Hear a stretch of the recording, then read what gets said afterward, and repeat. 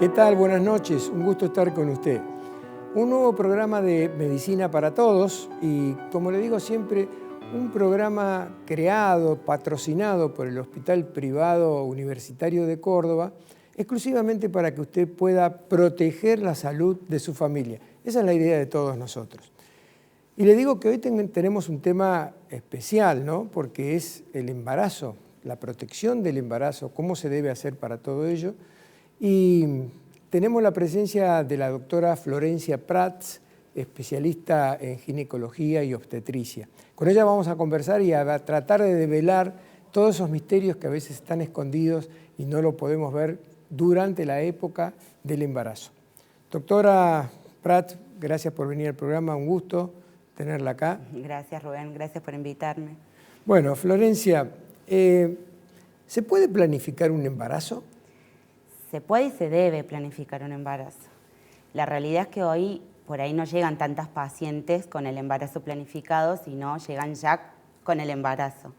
Pero si nosotros vamos a lo que debería ser, deberíamos hacer un control preconcepcional, que la paciente llegue, pueda sacarse sus miedos, si es en el caso que es un primer embarazo, conocer las verdades, los mitos de lo que va a ser después su embarazo, pero la verdad es que ella pueda decidir el embarazo responsablemente y conociendo de qué se trata este camino a la maternidad.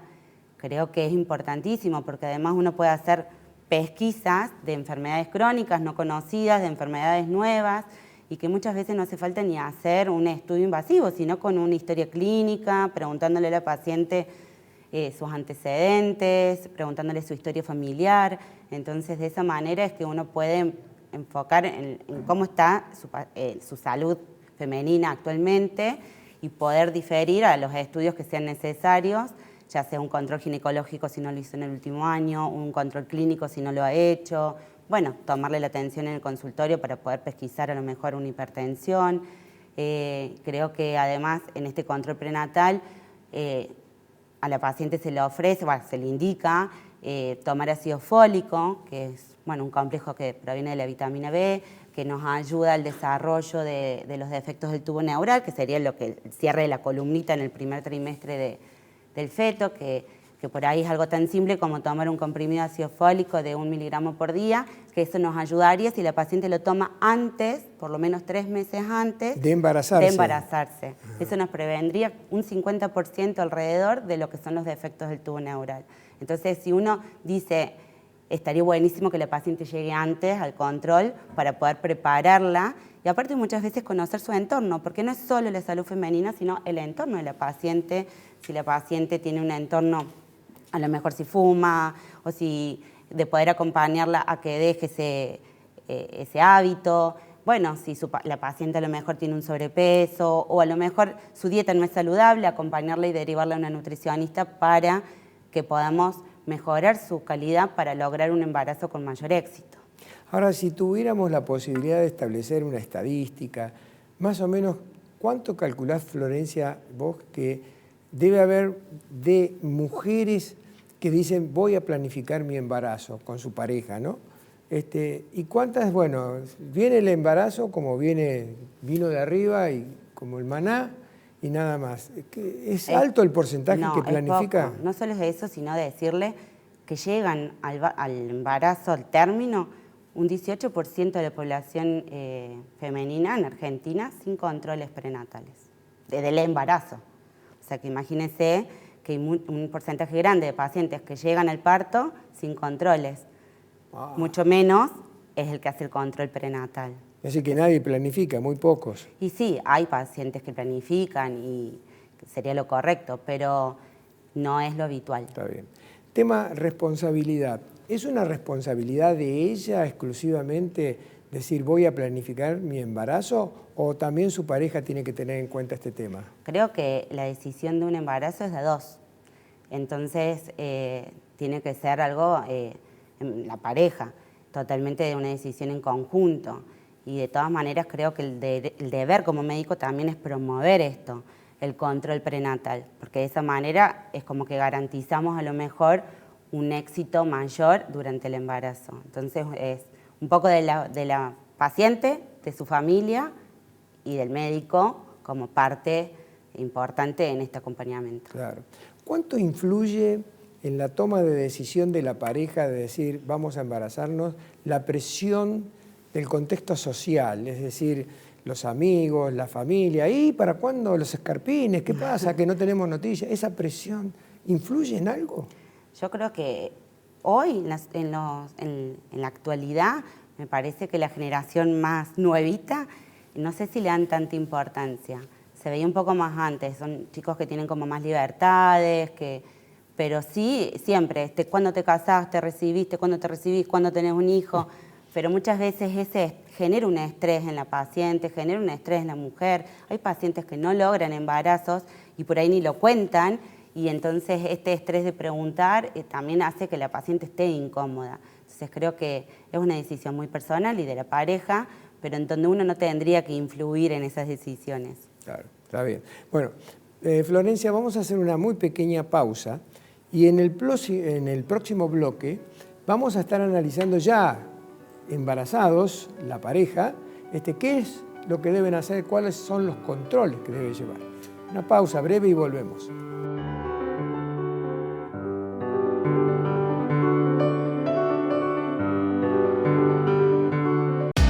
El intendente Daniel Pacerini dejó inaugurado el CPC número 17 en el histórico barrio General Paz.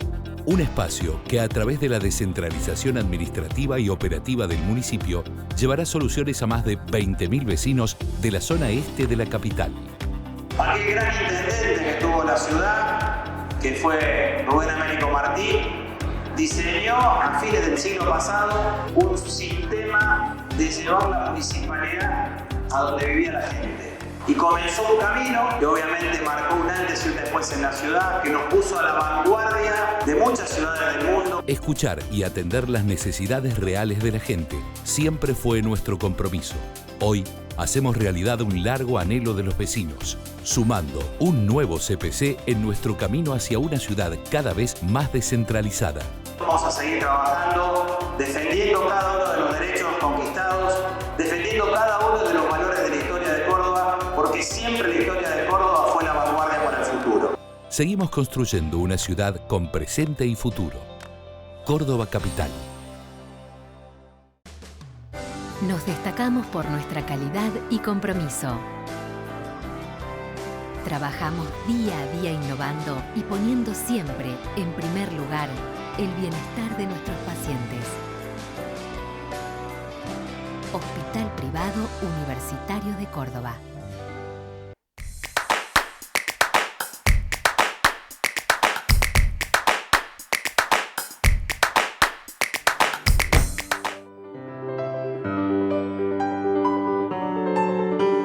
Florencia Prats y el tema es controles durante el embarazo. Vamos a ver en este segundo bloque si es interesante hacer todos esos controles y cómo hay que hacerlo. Florencia, precauciones que debe tener la mujer embarazada, controles y vacunación. ¿Cómo es ese tema? Bien. Nuestra meta como profesional médico es acompañar a la paciente embarazada para poder llegar a un embarazo en éxito y disminuir así la mortalidad materna, la mortalidad fetal, el niño que nace con bajo peso. Y para eso necesitamos controles de embarazo, para poder pesquisar las pacientes que van a tener un poquito más de riesgo a las que no, digamos. La Organización Mundial de la Salud y el Ministerio de la Salud Argentina proponen al menos 5 controles en aquellas pacientes que son sanas y que no tienen riesgo. Entonces, eso sería como mínimo, 5 controles. Perdón la pregunta, 5 controles durante los 9 meses de embarazo. Sí. Perfecto. La realidad es que en nuestra práctica privada, nosotros tenemos un control por mes en la primera etapa del embarazo, en el primer y segundo trimestre, luego es un control quincenal y posterior, en el último mes, es un control semanal de la paciente. Y en estos controles, bueno, nosotros lo que hacemos es, por trimestre, vamos pidiéndole un laboratorio a la paciente en donde vemos si no tiene anemia, si no tiene enfermedades infecciosas, enfermedades de transmisión sexual, infecciones urinarias. Entonces es un laboratorio que es bastante completo en donde podemos pesquisar si la paciente puede tener algo. También valoramos su peso, su talla, su tensión arterial, para ver si la paciente no puede tener un cuadro de hipertensión o si su peso no nos puede predisponer a una diabetes posterior. Entonces, y en cada control se va haciendo similarmente lo mismo, digamos. Lo que hacemos también por trimestre es una ecografía, que por lo menos se proponen 3, una por trimestre, en donde en la primera ecografía es donde hacemos el diagnóstico, digamos, del embarazo, que vemos que haya, si es un embrión único, si es un embarazo doble, si tiene vitalidad, si está bien ubicado. Bueno, y después en el segundo trimestre ya es una ecografía que es más completa, más compleja, que es donde se evalúa la anatomía del bebé, órgano por órgano, todo. Y en el tercer trimestre uno evalúa el peso, más allá de que se sigue evaluando todo, pero es ver que el bebé esté bien posicionado, que si está de cabecita, si está de cola, que eso nos va a determinar también la vía de nacimiento, si la placenta está bien ubicada, si el bebé ha crecido bien, si no nos... Es como hacer una detección más tardía en el tercer trimestre. Entonces, con cada ecografía uno puede hacer una detección del riesgo del bebé en lo que sigue en el embarazo. Está bien. Florencia, mencionaste recién la palabra diabetes. La pregunta es, porque converso con muchas mujeres que me dicen, tengo terror de quedar diabética, ¿no? Y la pregunta sería entonces, primero, ¿siempre que se está embarazada se termina en diabetes? Y segundo, ¿esa diabetes cuando termina el embarazo, que viene el parto, se va o se queda? Bien, la diabetes gestacional es una enfermedad que se da después de las 20 semanas de embarazo, que es por una cuestión del embarazo, no es que la mamá lo tiene de antes, digamos, y estas pacientes, en general, cuando uno detecta con una prueba que se le da un azúcar, que es glucosa, para hacer la curva de tolerancia oral a la glucosa, nos permite conocer si la paciente tiene o no tiene. Eso se le hace a todas las pacientes. Un porcentaje van a tener diabetes, que no es lo habitual, digamos, si juega un rol ahí, en estas pacientes por ahí, si tienen antecedentes de haber tenido diabetes en sus embarazos previos, si tienen antecedentes de diabetes en la familia, si son pacientes con un sobrepeso o una obesidad, que pueden tener como un riesgo más que el resto de la población, ¿sí? Pero todas se las pesquisa entre la semana 24 y 28 de embarazo. ¿Y ahora son insulinodependientes o mellitus? Primeramente son pacientes que se les va a dar una dieta y un control de las glucemias, pinchándose el dedito, y con eso, con una tirita, se mide la glucosa en sangre. Y ahí se va a ir controlando esta paciente. Si esta paciente tiene glucemias altas que no se lograron corregir con la dieta y el ejercicio, que es la primera medida que le vamos a dar a una embarazada, son pacientes que pueden llegar a requerir insulina posteriormente. Una vez que pasó el embarazo, la paciente deja de ser diabética, digamos. Sí se le hace un control a los 40 días, nuevamente con esta curva de tolerancia donde se les vuelve a dar la glucosa para volver a detectar, y un porcentaje del 30%, un poquito menos, puede llegar a quedar con una diabetes a lo largo de la vida, una diabetes tipo 2, ¿sí? Pero el primer control se hace a los 40 días. Y se recomienda que estas pacientes que han tenido una diabetes en el embarazo, por lo menos cada 2 años en su vida posterior, repitan esta curva de tolerancia oral a la glucosa para poder detectar una diabetes más tardía. ¿Qué son los diagnósticos prenatales? Bueno, los diagnósticos prenatales son, en la ecografía es nuestro principal gold standard porque es lo que nos permite conocer al bebé, al embrión, al feto, y es lo que nos va a permitir que este neonato sea un bebé sanito. Es donde hacemos un diagnóstico ecográfico, ¿sí? Donde vemos que no haya ningún defecto estructural del bebé. ¿A qué llamamos estructural? Un defecto que puede ser del corazón, de los pulmones, de la columna, y a su vez también podemos hacer diagnósticos que son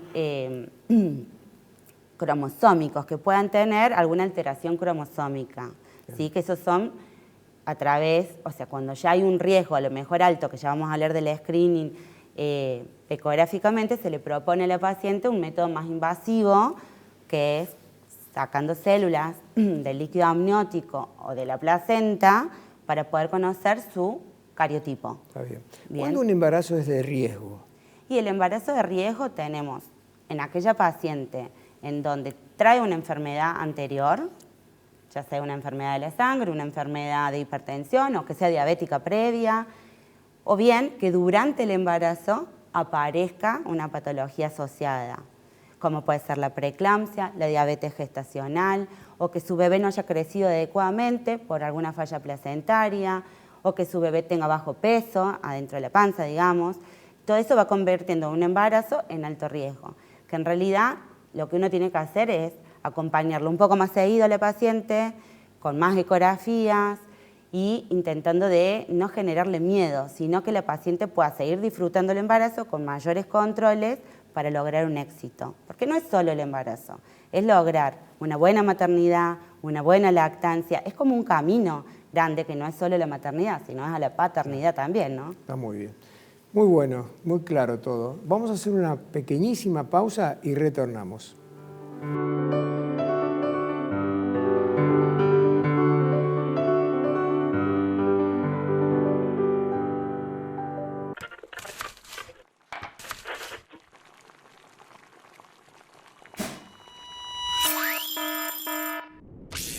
¡Te agarré!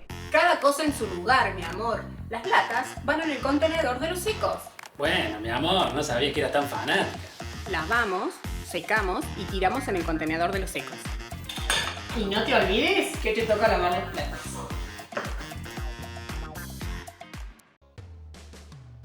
Nos destacamos por nuestra calidad y compromiso.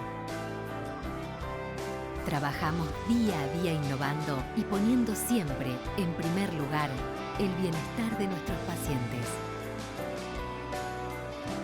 Hospital Privado Universitario de Córdoba.